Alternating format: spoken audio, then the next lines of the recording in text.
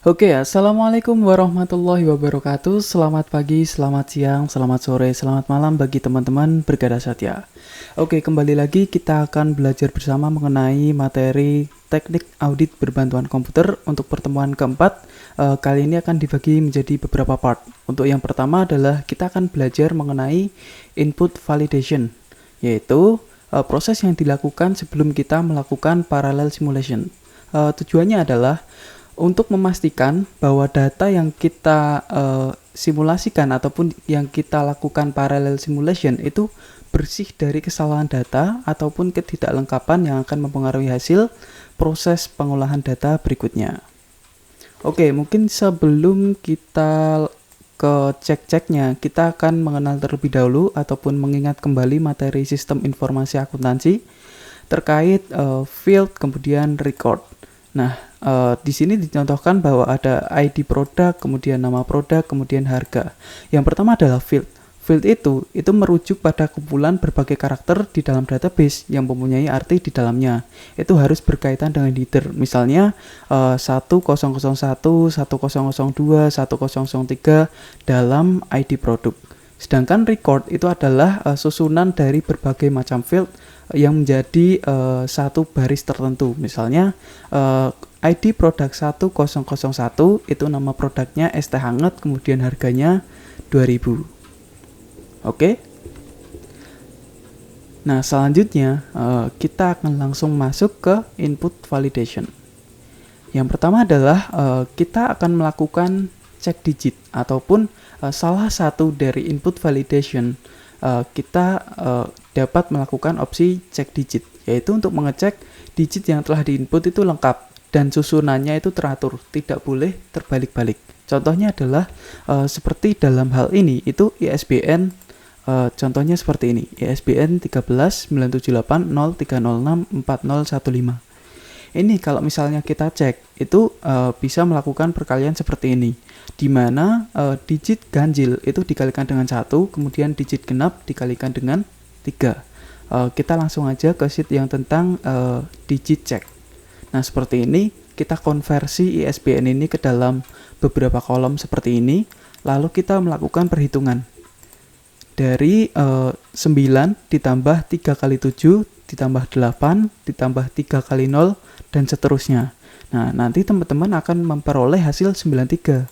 Lalu dari hasil 93 ini kita bagi 10 dan hasilnya adalah sisa 3. Nah, 3 sisa 3 ini dikurangkan dari 10. Artinya 10 dikurangi 3 sama dengan 7. Lalu maka digit terakhirnya ataupun cek digitnya adalah 7. Nah, ini akan hasilnya akan berbeda apabila ketika menginput ini terdapat pertukaran data ataupun tidak urut ataupun malah berkurang. Nah, fungsinya untuk cek digit adalah seperti ini, yaitu untuk mengecek digit yang telah diinput itu telah lengkap dan urut.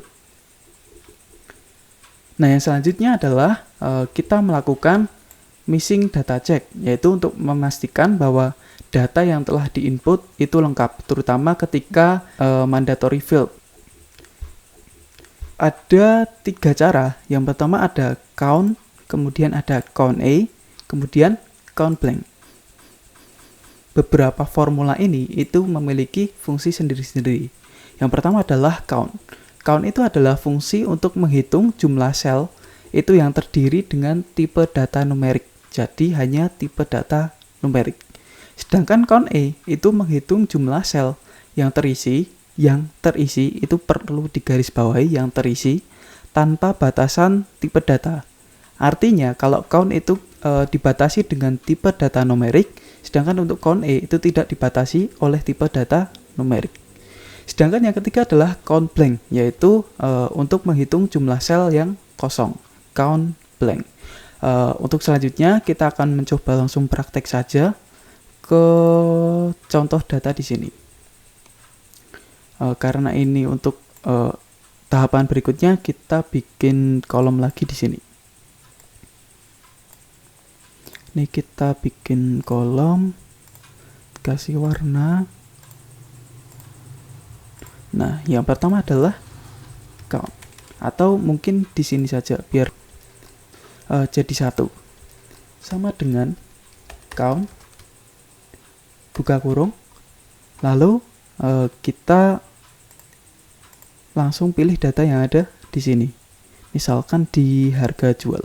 Misalkan kita Ctrl Shift down. Langsung sampai sini saja. Oke. Nah, di sini jumlah sel yang terisi dengan tipe data numerik itu berjumlah 17.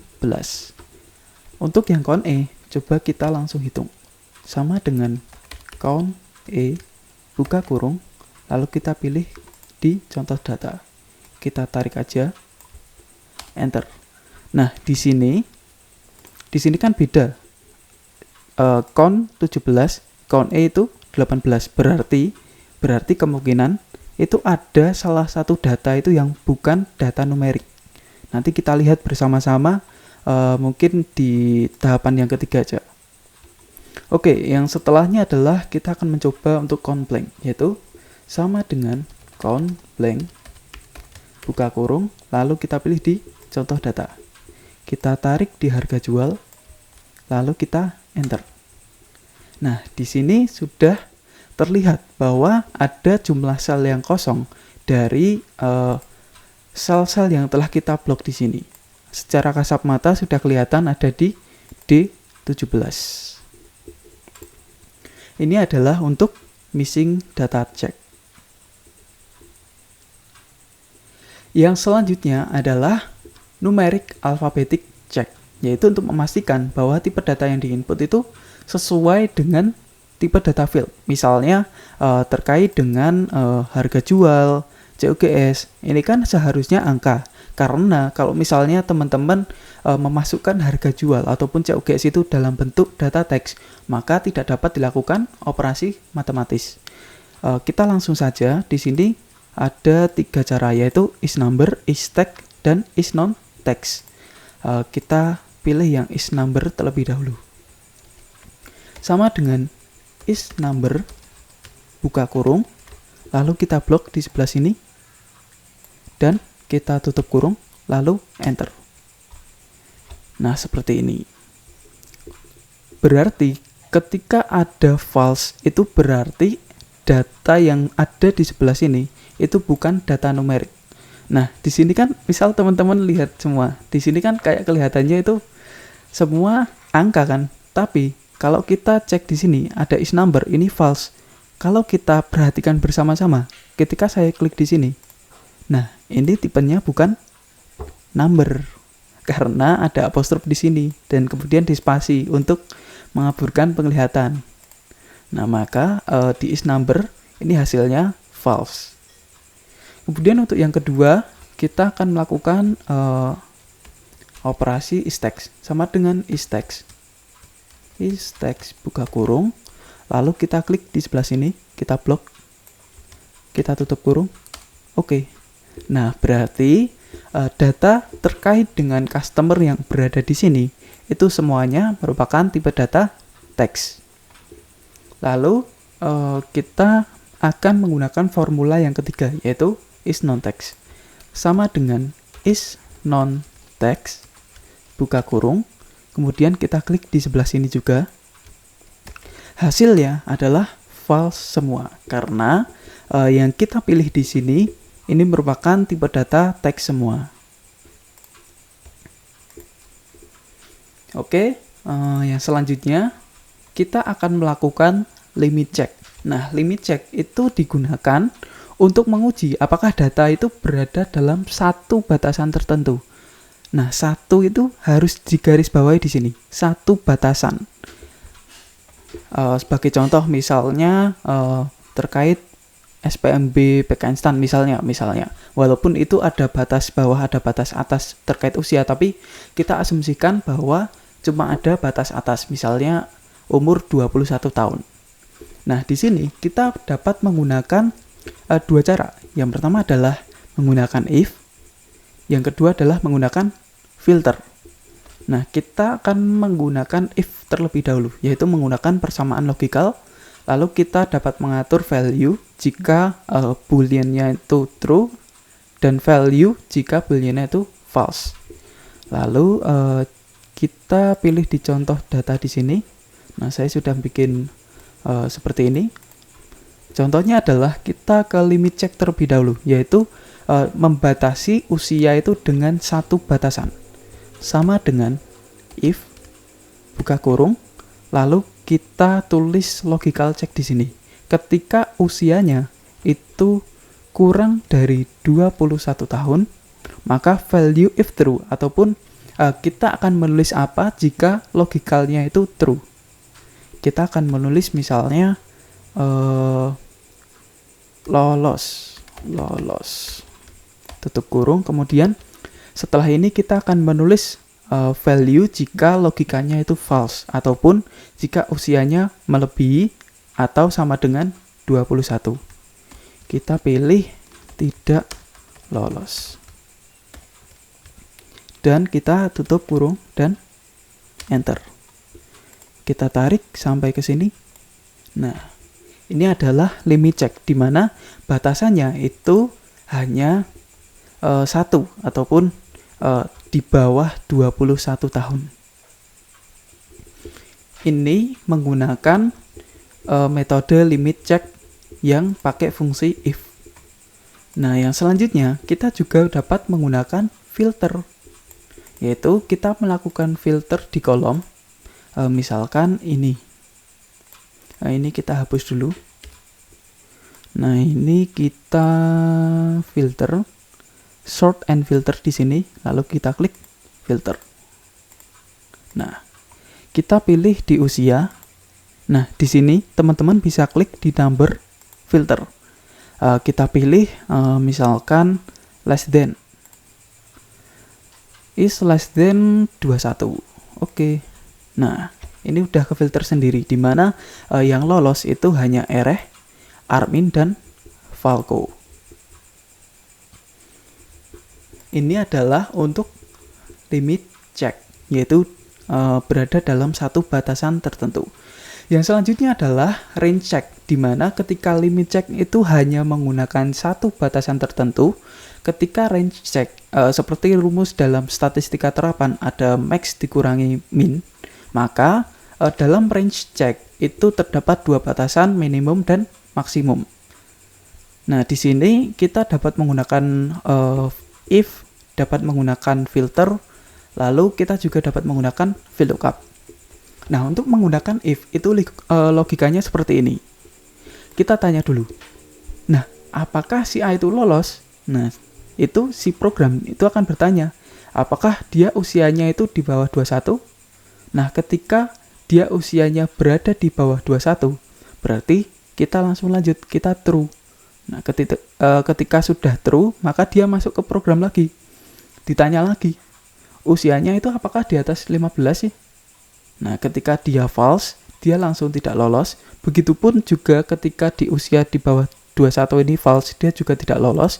Dan ketika usianya itu di bawah 21 dan di atas 15, maka pesertanya itu dinyatakan lolos seleksi. Oke, kita langsung praktek di contoh data di sini. Sebelumnya filternya kita matikan. Ada di usia. Kita clear filter, udah. Lalu kita range check. Kita tulis sama dengan if. Sebentar. Kita bikin usianya ada yang di atas 15, misalnya Armin jadi 17, kemudian Ereh jadi 18 misalnya. Lalu kita tulis di sini sama dengan if buka kurung, kita pilih logical yang pertama, yaitu yang berada di bawah 21 tahun. Kita pilih C28 di sini, kurang dari 21, lalu kita titik koma. Nah, di sini value if true, kita bikin formula if lagi, seperti yang gambar flowchart yang tadi. Kita kan ketika si A itu usianya di bawah 21 tahun, kita kan tanya lagi, apakah dia itu usianya melebihi 15 tahun.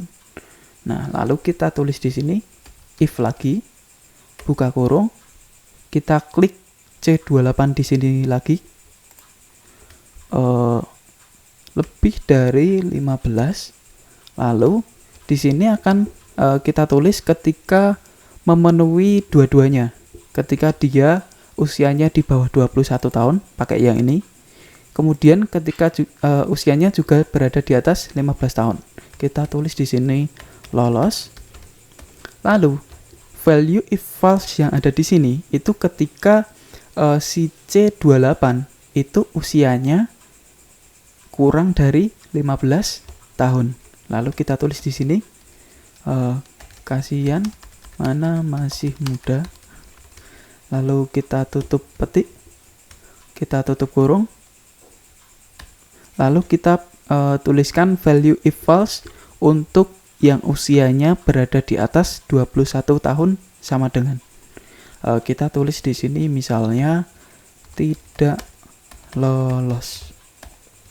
Lalu kita tutup kurung lagi untuk yang terakhir dan kita klik enter. Nah, kita tarik sampai ke bawah. Nah, di sini kita dapat hasilnya, range checknya, bahwa yang lolos hanyalah si Eren dengan Armin.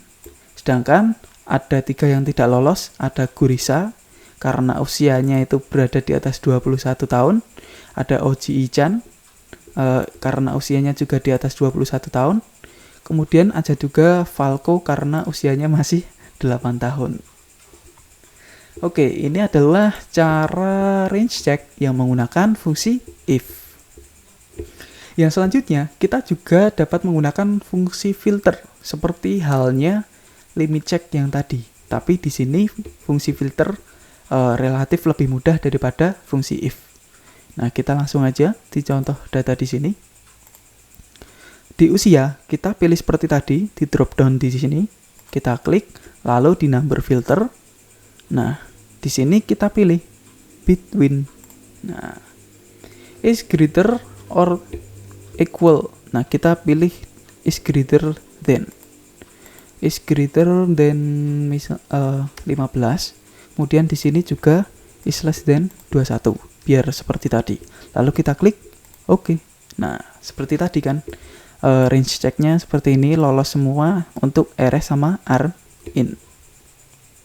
Kemudian untuk yang ketiga, kita juga dapat menggunakan VLOOKUP. Caranya seperti apa? Sebelumnya kita clear filter untuk di sini. Lalu kita tulis di sini VLOOKUP untuk VLOOKUP.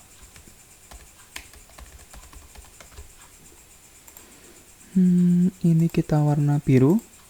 Lalu, nah, sebelumnya kita bikin list dulu, dimana ketika usianya mulai dari 0 dia tidak lolos, ketika usianya mulai dari 15 dia lolos, ketika usianya mulai dari 21 dia tidak lolos. Maksudnya dari 0 ke 15 itu dia tidak lolos, dari 15 ke 21 itu lolos, lalu di atas 21 dia tidak lolos. Langsung kita coba di sini sama dengan VLOOKUP. Buka kurung, lookup value-nya itu adalah C28, si usianya ini. Kemudian kita pilih table array-nya, itu range-nya di sini. Tapi jangan lupa kita kunci dulu, biar nanti kalau misal kita tarik ke bawah itu ini juga tidak berubah. Kita langsung F4. Ini juga kita F4. Lalu di sini kolom index number-nya itu kita pilih 2 karena yang satu adalah range 0, 15, 21. Kemudian untuk yang kedua adalah tidak lolos, lolos, dan tidak lolos. Kita pilih yang 2. Sebentar. 2. Oke. Kita tutup kurung, lalu kita enter. Dan kita tarik ke bawah. Nah, seperti ini. Hasilnya sama seperti range check yang menggunakan if. Tapi kalau if kan kita bisa customisasi ketika nilainya berada di bawah 15 sama di atas 21. Sedangkan kalau di VLOOKUP ini seperti kita juga dapat sih Misalnya di sini kita ganti mana masih muda. Nah, di sini juga kan seperti itu.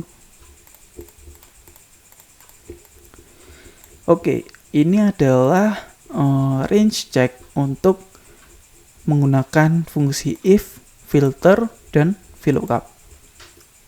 Yang selanjutnya adalah kita melakukan cek validitas, ataupun kita akan menguji data yang terekam itu apakah sesuai dengan referensi yang telah ditetapkan, yaitu menggunakan data validation.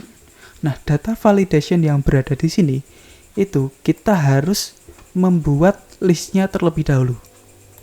Sebagai contoh, ini kita gunakan list dari soal TABK pada pertemuan kedua, yang kelima, soal 2/5. Kita sederhanakan dulu biar lebih mudah di sini. Seperti ini aja, biar lebih mudah. Lalu kita bikin list seperti ini, di mana ada daftar nama barangnya, ada kaos anak pria, ada kaos anak wanita, ada jeans sampai daster. Nah, di sini juga saya tulis barang, soalnya nanti biar ketika kita cek validasi, headernya itu tidak didetek sebagai data yang tidak valid. Oke, langsung saja di sini kita blok di kolom C, lalu kita pilih ke menu data, lalu kita ke sini data tools dan data validation. Kita pilih data validation di sini. Validation kriteria kita allow untuk yang list. Nah, setelah ini kita pilih source-nya. Source-nya adalah list yang telah kita buat tadi di sini. Nah, kalau sudah kita pilih source-nya, lalu kita klik OK.